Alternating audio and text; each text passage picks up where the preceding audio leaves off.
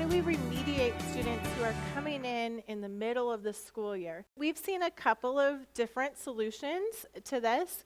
One, I think we'll show a little video clip later on where they talk about this in a school where there's so much review happening within the classroom of phonograms and the rules and kind of this repetition that some students are able to come in and pick it up, because with spelling analysis, we're practicing them and applying them to many words. Now, if there's been too many taught, that's really, really overwhelming, so it kind of depends on where in the school year they're at. Also depends on what the background of the student is coming in, how they were taught to read. Another option is to do some pull-out and some extra support with those students, being very aware that they're going to need to learn the phonograms, the rules, the foundational concepts that they've missed. And we really encourage schools to think a lot about their pull-out programs anyways, because a lot of times one of the challenges is that what kids are being taught in the mainstream classroom is very different than if they're being pulled out. They're actually learning different sounds for the same phonograms, they're learning different phonograms, it's that conflicting information. And if you think about the struggling students, that's profoundly confusing. So helping to align your curriculum so that your pullout is supporting it, supporting what's happening in the classroom and providing more and additional practice. If you're using foundations, you can, with a new student, you can pull them aside and try to fill in with the lessons that they've missed. With essentials, there's also a lot of review lessons. So being able to pick up those essential concepts and using some of those reviews. Just to add on that, we've also found that if you buddy up a kid with another kid, like a real strong child in the class who has really good skills with the games, playing the games with the kid, and that's a fun way to get them involved and to learn quickly. Kids can be really good teachers. Well, that's a really good thought, to buddy them up with another student who is a strong student. And the other thing that's really great about that is we really learn a lot when we teach. And I think you're experiencing that, right? You can hear me say it and you're like, oh yeah, that makes sense. But when we teach something, we have to know it at a whole nother level. Any plans for a placement test for a foundation? So with foundations, you can start in Foundations A, obviously, which is at the beginning, or you can start in Foundations B. You cannot start in Foundation C or in the middle of B. And here's why. Even most reading teachers don't know the concepts taught in B. Today we're going to talk about schwa, and that is a very, very misunderstood concept, but it's essential to reading even very small and basic words. That is taught in Foundations B. However, we just published a placement test that decides if the student should begin in A or B. And we will give you the website link to that in the assessment section on Friday or on the 4th day of the training. However, we can also provide that information to you, what the link is. And that's a great assessment because it can help you decide if the student already has all of the A skills and is capable of starting in B. And it's very detailed. Would you recommend teaching handwriting to older students who were not taught it? And could it be helpful for struggling readers? Yes and yes. So absolutely, with those older struggling students, teaching handwriting is really important. It's that kinesthetic experience of words. We now know from the neuroscience that it helps your brain connect the pathways for reading as well. And also it helps students feel really good about themselves when you help remediate their handwriting.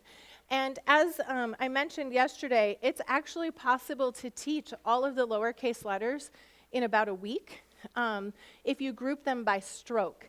So if you use that handwriting chart and you teach all of the letters with the same initial stroke on one day, older students can do that. And that upfront investment is huge.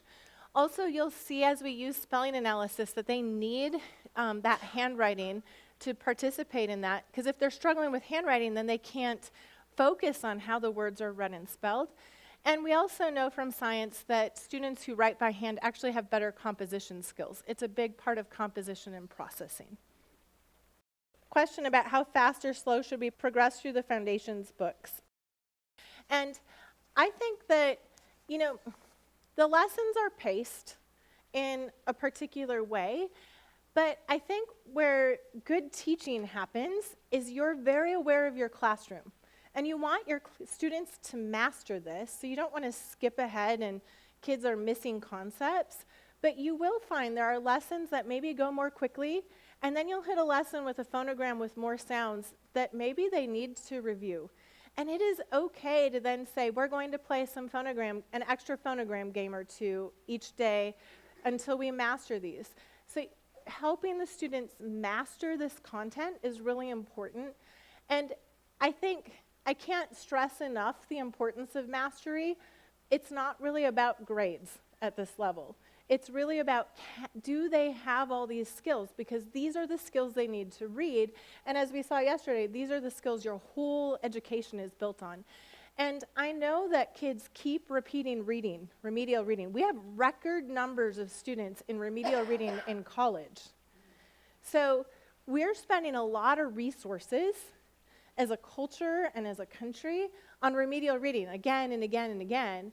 And if we spend the time to do it right the first time at mastery, then we can take off and read literature and do composition and focus on all those higher order skills that we're all trying to get to. But first, we have to lay that foundation. So I have a sub teaching my third grade class this week, and just yesterday he expressed, excuse me, how difficult logic of English is for a sub to follow because it's formatted very differently than any other teacher's manual. Well, and I don't know, I'd be curious if it's the formatting of the teacher's manual or if it's the fact that the content is so different than what they've ever taught. And so I think that you can possibly plan sub-activities really carefully, like, I don't know, would phonogram games where they just have to facilitate the game happening but the students are practicing the sounds be good?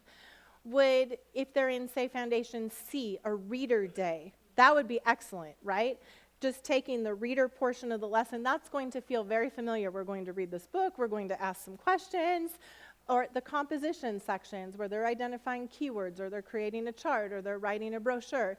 So I'm wondering if it might be that for sub days, it's really a good idea to tailor which portions of the lessons, because spelling analysis for a sub will be pretty much impossible. I actually jumped in lesson 10 of Essentials as a long-term sub, and so I had a learning curve that I can probably relate to. Where all of a sudden it's a little like learning a new language. There's so many skills that have already been taught to the students that as a sub you don't have and you can catch up on. And so as a long-term sub I could learn it, Yes. but for a day or a week, there's probably some clues that he would have missed. Right, right. Because as a culture, and that means parents, students, but even teachers, we don't know how English works. And so then you jump in and you're like, what? I don't know what are they doing? They're even saying that these words aren't what?